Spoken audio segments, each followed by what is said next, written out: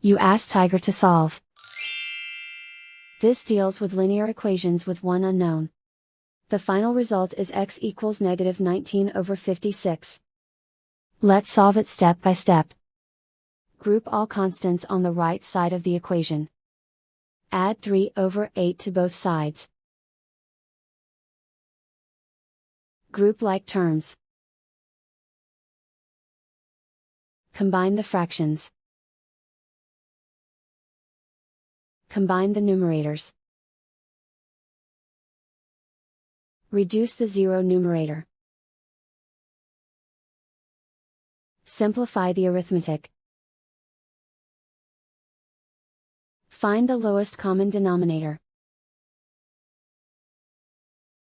Multiply the denominators.